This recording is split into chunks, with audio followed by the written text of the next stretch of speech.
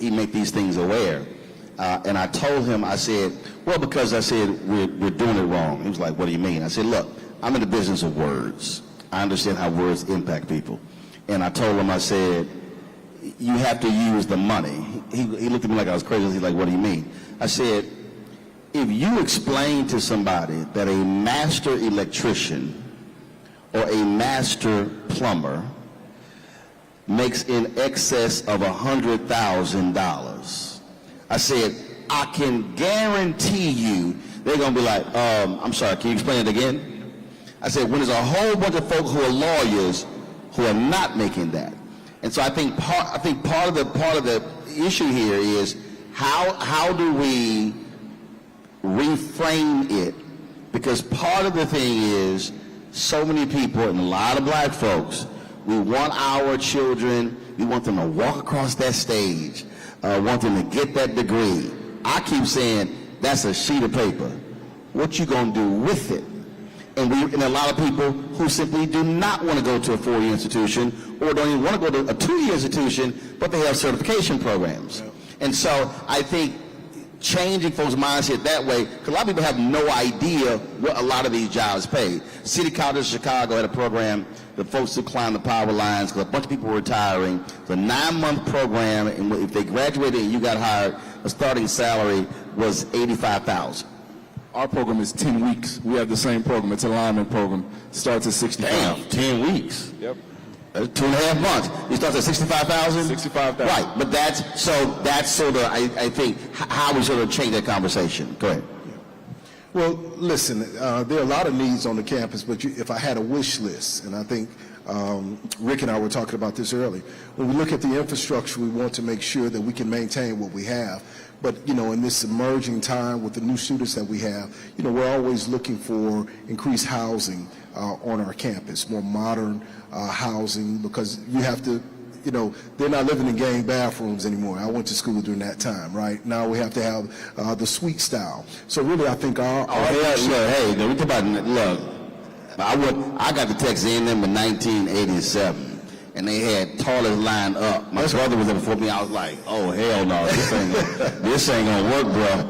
I said, "No, I ain't taking a shower with 20 other people." Yeah, but that was '87. That's right. And So really, when you look over the big, academic enterprise and things that we're doing, adding new programs at the university, the building and infrastructure are a major area that will add mechanical engineering in the fall of 2024, and we'll be looking for, a new building for mechanical engineering. So I think infrastructure, the housing, labs, and things of that nature would be on my wish list. So ditto, but I would also say that one of the greatest needs are scholarship dollars for our students. We still serve a large population of first-generation college students. And over 90% of the students that we serve receive some form of student financial aid. And so when you couple the financial need and the lack of resources and guidance from home, we've got to be able to step up and meet our students where they are, not just academically, but financially as well. And, we think about retention quite often, first to second year retention rates as more of an academic, have they performed academically well enough to come back the second year? A lot of times the academics are there, it's the finances that students are really lacking in. So if I had to list the top priority, it would be to help us financially support some very deserving and needy students who just need an opportunity to be able to grasp that American dream, and they a lot of times lack the financial resources to get there. So that would be the top on my Now I'm gonna add an addendum to that. When I guess it was year before last, the folks at McDonald's had called me and we had participated in their gospel inspiration tour, and they wanted to do a scholarship program, but they wanted to tie it to the founding of Alpha. And so most folks, they want to do scholarship high school seniors.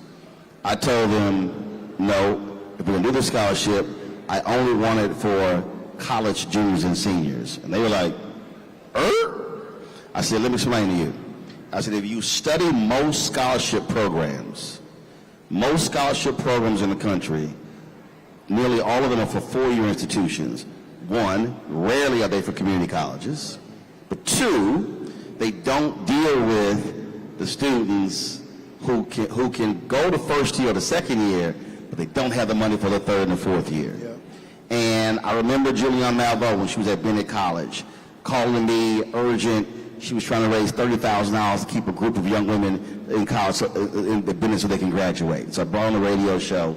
And the folks at McDonald's, they said, wow, we never thought about it. I said, go talk to any university president, or go talk to any HBCU president, and you will see the dramatic drop-off from second to third or third to fourth year.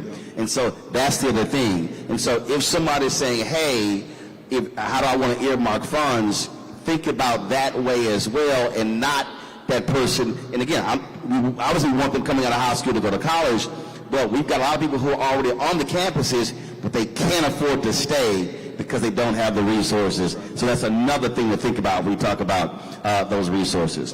Folks, give it up for our three presidents. We're going to take a short break. DJ, you ready? And then we're going to come back with our panel of black mayors. All right, back in a moment. Excellent.